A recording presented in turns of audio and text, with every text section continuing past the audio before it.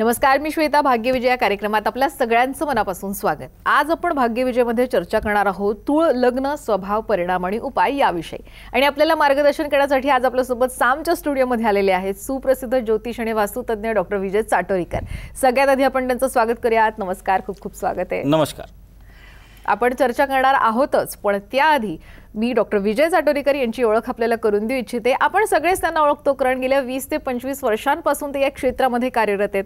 ज्योतिषशास्त्र आणि वास्तुशास्त्र या दोन्ही विषयांमध्ये सरांच्या 3 पिढ्या पारंगत आहेत आणि या दोन्ही विषयात सरांनी PhD सुद्धा केलेली आहे. रत्नांचा असा विशेष करून त्यांचा अभ्यास आहे आणि आज त्यांचं कार्य, इतक्या वर्षांचं कार्य पाहून मुख्यमंत्र्यांनी, उपमुख्यमंत्र्यांनी त्यांचं विशेष असं कौतुक केलेलं आहे. आज महाराष्ट्रातच म्हणायचं झालं तर पुणे, ठाणे, छत्रपती संभाजीनगर विविध ठिकाणी त्यांचं कार्य चालतं.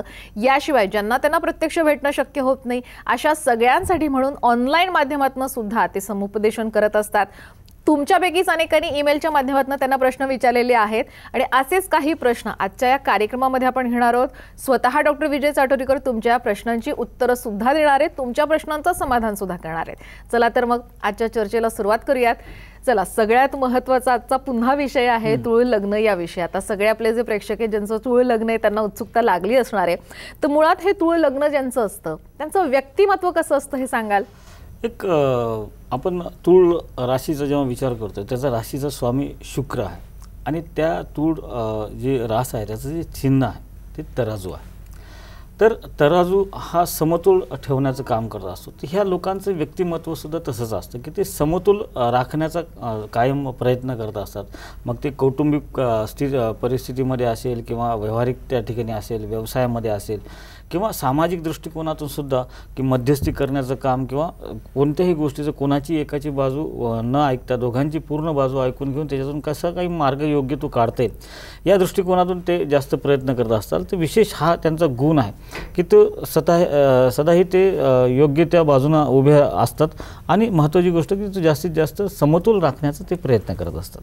तर तूळ लग्न यांचं व्यक्तिमत्व कसं असतं हे तर आपण जाणून घेतलं. आता यांची शारीरिक आणि मानसिक विशेषतः आम्हाला जाणून घ्यायची. शारीरिक म्हणलं तर मध्यम उंचीचे असतात आणि एक सदृढ असतात, डबल हाडाचे म्हणतो ना आपण, तर अशी एक व्यक्तिमत्व असतं आणि गोल चेहरा असतो आणि दृष्टीमध्ये त्यांच्या एक खोली असते. आणि महत्त्वाची गोष्ट काय की मानसिकतेमध्ये जर विचार करायला गेलो आपण तूळ राशीचा, तर एक विशेष म्हणजे हे काय असतात की हे पटकन रिॲक्ट नाही होत कोणत्या गोष्टीमध्ये. बोलताना सुद्धा ते फार विचार करून बोलतात की समोरचा कोणी व्यक्ती हर्ट झाला नाही पाहिजे किंवा कोणाला आपल्यामुळं कोण दुखावला गेला नाही पाहिजे किंवा समोरच्याचं पूर्णपणे ऐकून घेतल्यानंतर जसं आपण एखादा निवाडा करत असतो की पूर्ण बाजू ऐकून घेऊन नंतर मग निर्णय घ्यायचा आहे आपल्याला, तर आधी समोरच्याचं पूर्ण ऐकून घेत असतात. घरामध्ये सुद्धा समजा 2-4 व्यक्ती असतील आणि त्याच्यामध्ये एक तूळ राशीचा असेल तर तो काय करतो की तो मध्यस्थाची भूमिका जास्त पार पाडत असतो घरामध्ये. की समजा काही लोकांचे विचार एकमेकांशी पटत नसतात तर 4 लोक म्हणजे प्रत्येकाचे विचार वेगळे असतात, काम करण्याची पद्धत वेगळी असते, निर्णय घेण्याची पद्धत वेगळी असते. कोणी रागीट असतो, कोणी शांत असतो, कोणी फटकळ असतो, कोणी अबोला असतो. तर अशा याच्यामध्ये तर हे कोणाचंही मन न दुखावता सगळ्यांची बाजू ऐकून घेऊन त्यातून योग्य तो मार्ग काढणं किंवा योग्य तो निर्णय देणं ही अशी एक मानसिकता हे तूळ राशीच्या व्यक्तींची असते.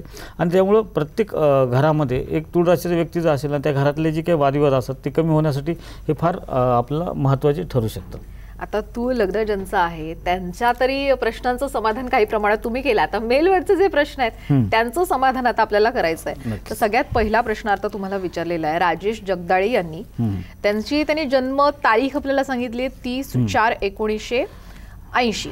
30/4/1980. हा, आणि वेळ दिलेली आहे 22:45 रात्रीची वेळ आणि कोल्हापूरला जन्म झालेला आहे. आता राजेश जगदाळे यांचा प्रश्न असा आहे की करिअरसाठी त्यांना मार्गदर्शन हवंय आणि डिवोर्स सुद्धा झालेला आहे. तर अशा परिस्थितीत तुम्ही काय सांगाल? काय की महत्त्वाचं करिअर आणि डिवोर्स, आता हे दोन्ही वेगवेगळे प्रश्न आहेत. महत्त्वाची गोष्ट काय की बरेचदा करिअरमध्ये अडचणी आल्यामुळे सुद्धा वैवाहिक जीवनामध्ये अडचणी येत असतात आणि बरेचदा वैवाहिक करिअर जरी चांगलं असेल तर वैवाहिक जीवनामध्ये अडचणी येऊ शकतात. तर महत्त्वाची गोष्ट हे जगदाळे जे आहेत राजेश, त्यांची तूळ रास आहे आणि त्यांचं लग्न जे आहे ते धनुर लग्न आहे. आणि महत्त्वाची गोष्ट की त्यांच्या सप्तम स्थानामध्ये बुधाची रास आहे, म्हणजे मिथुन रास आहे. त्यामुळे काय होतं की बुध हा नपुसक ग्रह आहे, त्यामुळे वैवाहिक जीवनामध्ये प्रचंड अडचणी येऊ शकतात. आणि त्यासोबतच त्यांच्या भाग्यस्थानामध्ये राहू, मंगळ, गुरु, शनी असे 4 ग्रह त्यांच्या भाग्यस्थानामध्ये बसलेत आणि त्यांच्या कर्मस्थानाचा स्वामी पण बुधच आहे, तिथे कन्या रास आहे आणि त्या ठिकाणी प्लुटो. त्यामुळे काय होतं की करिअरमध्ये सुद्धा भरपूर चढउतार असतात आणि स्टॅबिलिटी नसते. आणि जेव्हा बुधाचा संबंध कर्मस्थानाशी येतो म्हणजे दशमस्थानाशी येतो, अशा वेळेला ह्यांच्यामध्ये ओव्हर थिंकिंग कामाच्या ठिकाणी खूप असते. त्यामुळे काय होतं की प्रॉपर डिसिजन होत नाहीत किंवा प्रॉपर प्रयत्न होत नाहीत किंवा मग बरेचदा तिथं इमोशनल माणूस होतो किंवा समोरच्याचं बोलणं मनाला लावून घेतो, त्यामुळे मानसिक त्रास होतो आणि ओव्हर थिंकिंगमुळं प्रॉपर प्रयत्न न झाल्यामुळं मग तिथं बरेचदा नुकसान होतं किंवा अपेक्षित जी ग्रोथ व्हायला पाहिजे किंवा सक्सेस मिळायला पाहिजे असतं ते मिळत नाही. आणि लग्नाच्या बाबतीमध्ये मात्र त्यांनी बुधाची उपासना करणं फार गरजेचं आहे. आणि त्यासोबतच त्यांचा शुक्र जो आहे तो त्यांच्या शत्रुस्थानामध्ये आहे, तो पण वैवाहिक जीवनासाठी फार महत्त्वाचा असतो. तर त्यासाठी शुक्राची पण त्यांनी ओपेल किंवा हिरा धारण केला तर नक्कीच चांगलं होऊ शकतं. करिअरसाठी मात्र त्यांनी बुधाचं रत्न जे 5वं आहे ते त्यांनी धारण केलं पाहिजे, जेणेकरून त्यांना थोडं डिप्लोमॅटिक राहता येईल, थोडं ओव्हर थिंकिंग कमी करता येईल आणि प्रॉपर डिसिजन घेता येतील आणि ज्यामुळे निर्णय न चुकल्यास मग योग्य तो त्यांना यश मिळू शकतं आणि ग्रोथ पण चांगल्या प्रकारे होऊ शकते. आणि मला वाटतं राजेश जगदाळे हे कोल्हापूरला खरं ते राहतायत सध्या, त्यामुळे ते पुण्याला येऊन तुम्हाला भेटू शकतात. तर चला आपण पुढचा प्रश्न घेणार आहोत. पुढचा आहे गोरख जाधव यांचा. त्यांनी त्यांची जन्मतारीख सांगितली आहे 5/1/1998 आणि जन्मवेळ 17 म्हणजे 5 संध्याकाळचे 5/1/1998 ना. हो. आणि संध्याकाळी 5 वाजता. ओके. येस. आणि बीड गेवराई इथं त्यांचा जन्म झालेला आहे. त्यांचा प्रश्न असा आहे की कोणत्या व्यवसायात अपेक्षित यश मिळेल. ओके. एक तर ह्यांची रास जी आहे ती मीन आहे, गौरख जाधव यांची, आणि त्यांची लग्न रास जी आहे ती मिथुन आहे. आता त्यांची रास मीन असल्यामुळं मीन राशीचे लोक थोडे देवभोळे असतात आणि थोडे इमोशनल पण असतात आणि ओव्हर थिंकिंग जास्त करत असतात. आणि बुधाचा संबंध त्यांच्या लग्नस्थानाशी आला आहे कारण तिथला स्वामी, तिथे मिथून लग्न असल्यामुळं तिथला स्वामी बुध आहे आणि बुध त्यांच्या शत्रुस्थानामध्ये बसलेला आहे. काय होतं की बरेचदा हे बऱ्याच गोष्टी ठरवतात की आपल्याला असं करायचं किंवा प्लॅनिंग करतात, पण त्यानुसार जे काही प्रयत्न व्हायला पाहिजे असतात ते प्रॉपर ते प्रयत्न होत नाहीत. आणि दुसरी गोष्ट काय की आपण म्हणतो ना एक मराठीमध्ये एक म्हण आहे, बोलाचीच भात आणि बोलाचीच कढी, म्हणजे नुसतं गप्पामध्येच त्या गोष्टी असतात पण ते प्रयत्नामध्ये काहीच नसतं. मोठे मोठे गोष्टी असतात, मोठे मोठे विचार असतात, बोलतानाच असं वाटतं की आपण काय करणार आहे, पण प्रयत्न मात्र शून्य असतात. तर ह्यांच्या कर्मस्थानामध्ये काय झालेलं आहे, शनी आणि चंद्र म्हणजे ह्याची युती झालेली आहे मीन राशीमध्ये, त्याला आपण विषयोग म्हणतो. त्याच्यामुळे काय होतं की ह्यांचा आळस भरपूर आहे आणि कामाच्या ठिकाणी जाताना काय असतं की जेव्हा चंद्राचा संबंध शनीसोबत आपल्या कर्मस्थानाशी येत असतो तेव्हा चंद्र हा मनाचा कारक असतो आणि शनी हा पापग्रह आहे. तर काय होतं असतं की जायच्या मन हे उत्साहित असतं कारण गुरु तिथला स्वामी आहे कर्मस्थानाचा, आणि जायच्या आधीच आपण अपेक्षा खूप ठेवतो की तिथे गेल्यावर माझं असं झालं पाहिजे, मी काम असं केल्यावर मला समोरच्याला असं कौतुक केलं पाहिजे, हे केलं, आणि नेमकं अपेक्षा ठेवली की अपेक्षा भंग होत असतो. आणि तसं अपेक्षा भंग होण्याची योग ह्यांच्या पत्रिकेमध्ये जास्त आहेत. त्याच्यामुळे बरेचदा हे कामाच्या ठिकाणी गेलं ना 1 किंवा 2 दिवस काम करतात, थोडे मनाच्या विरुद्ध तिथं झालं किंवा एखाद्या बिझनेसच्या बाबतीमध्ये सुद्धा तो प्रयत्नसुद्धा करायचा, ते 2-3 दिवस ते करतात प्रामाणिकपणे आणि नंतर लगेच थोडे मनाच्या विरोधात कोणी काही सांगितलं की याच्यामध्ये असं नाही होऊ शकत की लगेच त्याच्यातून ते बाजूला बाहेर पडण्याचा प्रयत्न करायचा. म्हणजे कन्सिस्टन्सी जी असली पाहिजे कोणत्या प्रयत्नामध्ये आणि थोडंफार डिप्लोमॅटिकपणा जो असायला पाहिजे असतो तो त्यांच्यामध्ये नसतो. त्याच्यामुळे त्यांना व्यवसायामध्ये किंवा नोकरीमध्ये किंवा करिअरमध्ये अडचणी येत नाही. त्यासाठी त्यांना जर व्यवसाय करायचाच असेल तर आधी त्यांनी ओव्हर थिंकिंग कमी केली पाहिजे, त्यासोबतच मन कठोर झालं पाहिजे, काही गोष्टी इग्नोर करता आल्या पाहिजेत आणि प्रॉपर डिसिजन घेता आलं पाहिजे, कन्फ्युजन कमी झाले पाहिजे. तर त्यांना व्यवसाय खाद्यपदार्थाशी संबंधित याच्यामध्ये व्यवसायामध्ये यश आहे, त्यांना वाहनाशी संबंधित व्यवसायामध्ये यश आहे, त्यांना कपड्याशी संबंधित व्यवसायामध्ये पण यश आहे. फक्त हे करत असताना कन्सिस्टन्सी फार महत्त्वाची असणार आहे. त्यासाठी त्यांनी एक नीलमणी पाचू हे रत्न धारण करायचं की जेणेकरून त्यांचं मन कठोर होईल, काही गोष्टी इग्नोर करता येतील आणि प्रॉपर व्यावहारिकता साधता येईल आणि त्याच्यामध्ये यश संपादन करता येईल. त्यासोबतच त्यांनी त्यांच्या कुलदेवतेची पण उपासना करायची की जेणेकरून त्यांचं मन स्ट्रॉंग होऊ शकतं आणि मन आत्मबल वाढलं की मग कोणत्याही गोष्टीवर आपण मात करू शकतो. अगदी बरोबर. आणि तुमचं खरं मला वाटतं मार्गदर्शनाचं वैशिष्ट्यच आहे, तुम्ही फक्त पत्रिका बघून भविष्यासाठी एक मार्गदर्शनच करत नाही तर एक पॉझिटिव्ह ॲटिट्यूड सुद्धा समोरच्या व्यक्तीला देता की जेणेकरून पुढे जरी समस्या असेल तर त्याला फेस करण्यासाठी त्या समोरच्या काय असतं बरेचदा माझ्याकडे जे क्लायंट येतात ना श्वेता, हे कोणाही ज्योतिषाकडे असेल, कोणाकडे असेल, पण आपण समोरचा जेव्हा क्लायंट आपल्याकडे येतो, आता आमची ही 3 पिढ्यांची परंपरा आहे. माझ्या वडिलांना जेव्हा मला हे शिकवलं आणि त्यांच्या हाताखाली जेव्हा मी शिकलो, तेव्हा त्यांनी मला क्लिअर सांगितलेलं की भले तू फीस काही सांग समोरच्याला, पण मार्गदर्शन मात्र 100% करायचं. काय होतं की बरेचदा कोणताही व्यक्ती जेव्हा आमच्यासमोर येतो, एखादा क्लायंट, तो प्रत्येकजण काही ना काहीतरी समस्या घेऊन आलेला असतो. तर त्याच्यामध्ये आपण आधीच त्याला घाबरून टाकायचं की तुझ्याच्यामध्ये होऊ शकणार नाही, तू हे करूच शकत नाही, तुझ्याच्याला ते योगच नाहीत, असं नसतं. आपले प्रयत्न अधिक ईश्वरी उपासनाबरोबर यश हे जीवनाचं सूत्र आहे. ज्योतिषशास्त्र हे मार्गदर्शन करणारं शास्त्र आहे. त्यामुळे ह्याच्यावर डिपेंड न राहता तुम्ही जर मार्गदर्शन घेतलं आणि योग्य पद्धतीने जर प्रयत्न केले तर नक्कीच तुम्हाला त्यामध्ये यश मिळू शकतं. आता बऱ्याच ठिकाणी कसं असतं की प्रयत्न करून यश मिळत नाही किंवा प्रयत्न करायची इच्छा असते तेव्हा मानसिकता साथ देत नाही. तर अशा वेळेला जे काही ग्रहांचे परिणाम असतात, मग मानसिकतेसाठी चंद्र महत्त्वाचा आहे, ज्ञान वाढवण्यासाठी गुरु महत्त्वाचा आहे, व्यवहारासाठी बुध महत्त्वाचा आहे, मन कठोर होण्यासाठी आणि नैतिकता नीतिमत्ता म्हणजे जी काही प्रॅक्टिकल गोष्टी आहेत त्यासाठी शनी तेवढाच महत्त्वाचा आहे, प्रेझेंटेशनसाठी सूर्य महत्त्वाचं. तर हे जे ग्रहांचे काही हे असतात, उपाय असतात, ते आपण जर केले तर आपल्या जीवनामध्ये येणाऱ्या ज्या काही गोष्टी आहेत त्याच्यावर आपण सहजपणे मात करू शकतो. फक्त काय असतं की त्या ज्योतिषाने एकच करायचं असतं की परफेक्ट ॲनालिसिस आणि परफेक्ट सोल्युशन, योग्य उपाय त्यांना देता आला पाहिजे आणि योग्य काही कशामुळे ते घडते हे पण जाणून घेता आलं पाहिजे. आणि हे जर केलं तर मला वाटतं ज्योतिषशास्त्रासारखं मार्गदर्शक शास्त्र आपल्या जीवनामध्ये दुसरं कोणतं ठरू शकत नाही. आणि नक्कीच आपल्या प्रेक्षकांना सुद्धा मला सांगायचं, योग्य मार्गदर्शन तुम्ही शोधत असाल, ज्योतिषशास्त्राशी संबंधित तुम्हाला मार्गदर्शन हवं असेल तर नक्कीच डॉक्टर विजय चाटोरीकर यांना सुद्धा तुम्ही संपर्क साधू शकता. पुणे, ठाणे आणि छत्रपती संभाजीनगर या 3ही शहरांमध्ये खरं ते आठवड्याभरात आपली सेवा देत असतात. याशिवाय ऑनलाईन माध्यमातून सुद्धा तुम्ही त्यांना संपर्क साधू शकता. तर नक्कीच अशा पद्धतीने आपण चर्चा डॉक्टर विजय चाटोरीकर यांच्यासोबत करणार आहोतच. पण वेळ झाली आहे एका छोट्याशा ब्रेकची. कुठेही जाऊ नका, पाहत रहा भाग्यविजय.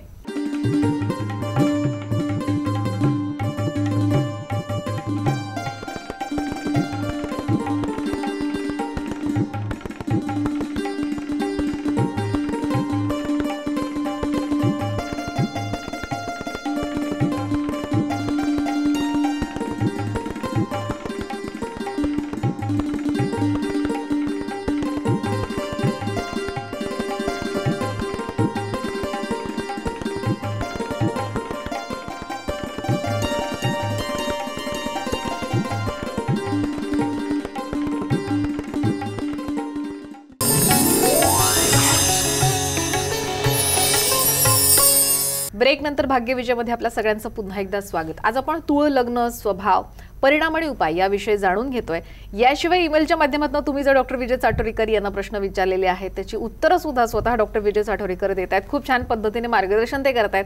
सर, मला वाटतं आता पुन्हा आपण आधी मेलवरचे प्रश्न घेऊयात आणि मग तुळ लग्न यांच्याविषयी जाणून घेऊयात. आता आपल्याला ना लक्ष्मण गवारे यांनी प्रश्न विचारलेला आहे परभणीवरनं. त्यांनी जन्मतारीख सांगितलेली आहे की 12/1/1972 आणि जन्म वेळ सांगितली आहे 12:01 दुपारचे. ओके, ठीक आहे. ते विचारतायत की परदेशात नोकरीची संधी आहे का. ओके. जन्म ठिकाण कुठलं सांगितलं? परभणी. ओके. परदेशात परदेशातले जे योग असतात ना श्वेता, आपल्या पत्रिकेतलं जे व्ययस्थान असतं म्हणजे 12वं स्थान असतं आणि आपलं जे 9वं स्थान असतं ह्याच्याशी संबंधित जास्त जे काही योग असतात त्याच्यावरती डिपेंड असतं. बरेचदा परदेशात जाण्याचे योग असतात पण तिकडे करिअर नसतं. कोणी फिरण्यासाठी जातं, कोणी तिकडे जातं पण तिकडे त्याचं करिअर होत नाही आणि कोणी शिक्षणासाठी पण तिकडे जातं. तर खरंच जर आपण आता ह्यांचं जर वय पाहिलं तर 72चा जन्म म्हणजे 52 वर्षाचं वय आहे. तर ह्या वयामध्ये आणि यांच्या आधी पण त्यांना 2 वेळेस योग येऊन गेलेले आहेत की 2014-15मध्ये योग आलेले असेल त्यांना. पण सध्याच्या परिस्थितीमध्ये त्यांना तशी काही योग नाहीत. पण याचा अर्थ असा नाही की ते येणारच नाहीत. तर 2024च्या मेच्या नंतर जर त्यांनी प्रयत्न केले तर नक्कीच त्यांना चांगल्या प्रकारचं यश मिळू शकतं किंवा तसे प्रयत्न केले तर तिथं बाहेर जाण्याची संधी मिळू शकते. त्यांनी एप्रिल-मेच्या दरम्यान 2024च्या करायचं आहे. त्यांना सध्या त्यांची रास जी आहे ती वृश्चिक रास आहे आणि त्यांची लग्न रास जी आहे ती मीन रास आहे आणि त्यांचा राहू लाभात आहे आणि पंचमामध्ये केतू असल्यामुळं उशिरा यश मिळतं. कोणत्याही गोष्टीची संधी जी आहे ती उशिरा मिळत असते.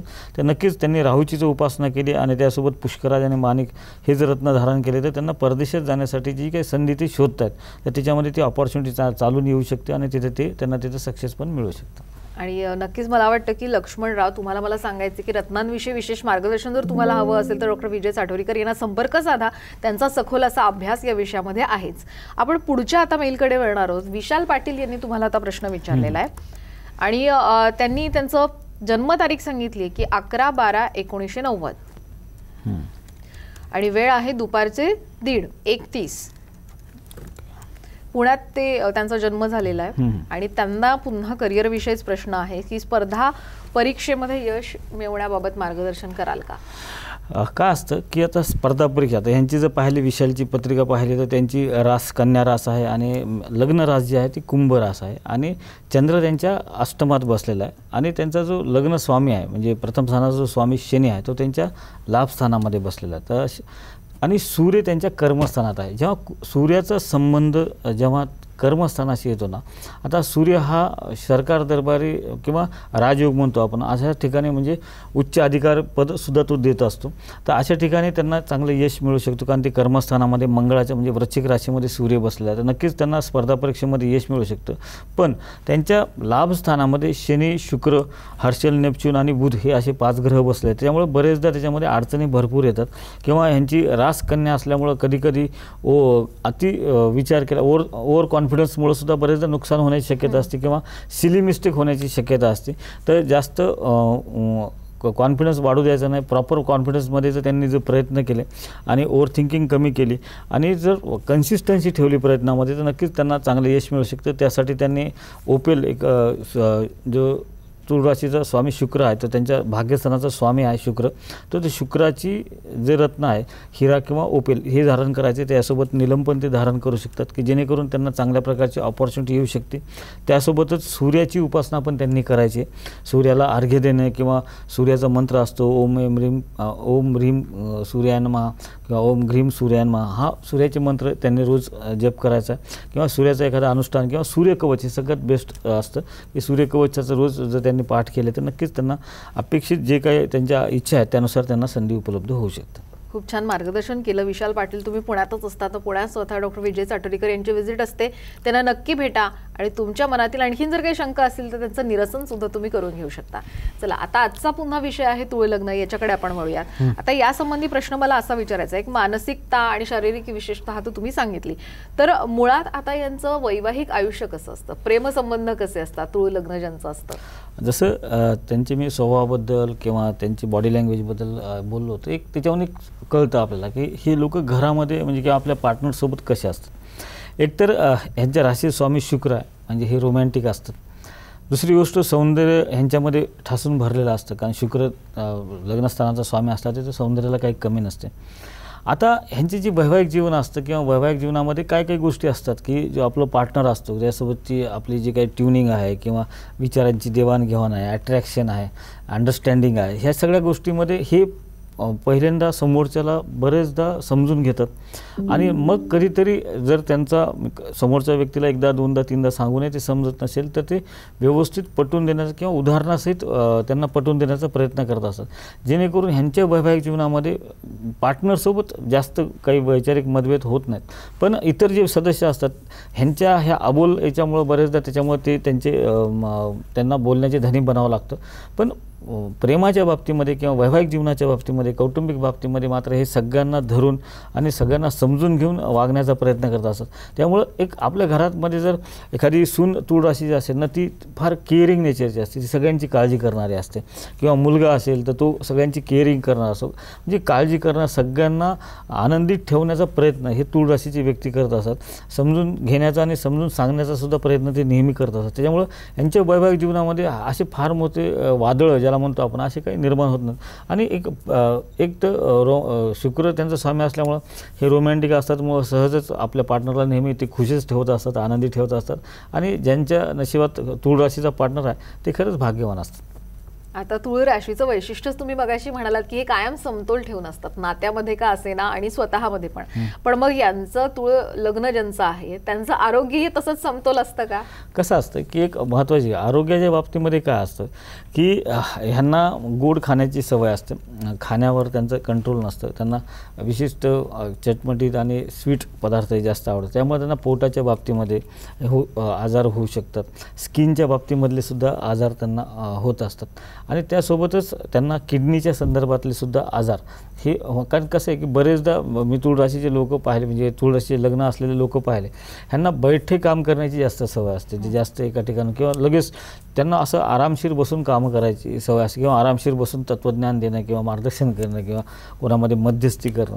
तर अशा वेळेला ह्यांच्या बाबतीमध्ये ह्यांना किडनीचे पण आजार होऊ शकतात पुढे चालू. आणि खाण्याची शौकीन असल्यामुळं किंवा मग बरेचदा मी पाहतो जे तूळ लग्न जे असतं अशा व्यक्तींना खाण्यामुळं जठराचे पण काही प्रॉब्लेम निर्माण होत असतात. तर हे आरोग्याच्या बाबतीमध्ये खाण्यापिण्यावर थोडं कंट्रोल करणं फार गरजेचं आहे की जेणेकरून तुमचे आरोग्य बिघडणार नाही आणि त्याच्यामुळं आपल्याला शारीरिक वेदना नाही सहन करावं लागणार. आता तुळ लग्न यांचं आरोग्य कसं असतं हे तर तुम्ही सांगितलं, पण आता यांचं तुम्ही स्वभाव सांगितला, आरोग्य सांगितलं, प्रेमसंबंध सांगितलं, पण या सगळ्यामध्ये जर त्यांना सुखी आयुष्य जगायचं असेल तर रत्नांचा ते आधार कोणता घेऊ शकतात? तुमचा रत्नांविषयी विशेष असा अभ्यास आहे तर काय सांगा? नक्कीच त्यांना एकतर त्यांना लग्न जर तूळ असेल तर त्यांना हिरा चालतो. आता हिरा सगळ्यांनाच परवडणारा नसतो, तर त्यासोबत त्यांनी त्याचं उपरत्न जे ओपेल आहे ते तुम्ही धारण करू शकता. त्यासोबत पांढरा नीलम ते पण तुम्ही धारण करू शकता किंवा पांढरा पुष्कराज ते पण तुम्ही धारण करू शकता. आणि त्याच्यासोबत हिऱ्यासोबत किंवा ओपेलसोबत तुम्ही पाचू किंवा नीलम ब्ल्यू नीलम हे पण तुम्ही धारण करू शकता, जेणेकरून तुमच्या जीवनावर जेव्हा प्रथम स्थानामध्ये जेव्हा शुक्र येतो ना तेव्हा त्यांना पाचू आणि नीलम हे दोन्ही त्याच्यासोबत सपोर्टिंगला चालू शकतात. तर हे 3 रत्न जर धारण केले तर नक्कीच त्यांच्या जीवनामध्ये प्रगती होण्यासाठी आणि त्यांची निर्णय न चुकण्यासाठी, निर्णय घेतल्यावर पुन्हा पश्चाताप करायची वेळ येऊ नये याच्यासाठी हे जर रत्न धारण केले तर नक्कीच त्यांचे निर्णय चुकत नाहीत आणि त्यांची योग्य ते निर्णय झाल्यामुळे त्यांच्या करिअरमध्ये चांगल्या प्रकारे ग्रोथ होऊ शकते. आणि तुळ लग्न ज्यांचं आहे त्यांच्याविषयी खूप छान पद्धतीने तुम्ही आता सांगितलं आणि मला वाटतं नक्कीच त्यांना या तुमच्या मार्गदर्शनाचा लाभ होईलच. स्वतः प्रत्यक्ष डॉक्टर विजय साटोरीकर यांना सुद्धा तुम्ही भेटू शकता, त्यासाठी संपर्क क्रमांक सुद्धा आम्ही दिलेले आहेत. ईमेल करून सुद्धा तुमचे प्रश्न विचारू शकता. कदाचित पुढच्या कार्यक्रमात तुमचाच प्रश्न या कार्यक्रमात घेतला जाईल आणि स्वतः डॉक्टर विजय साटोरीकर तुम्हाला मार्गदर्शन सुद्धा करू शकतील. खरंच इथे आलात त्याबद्दल मनापासून धन्यवाद. धन्यवाद. यानंतर भाग्यविजय कार्यक्रमात वेळ झाली इथेच थांबण्याची. आपण कुठेही जाऊ नका, पाहत रहा साम टीव्ही.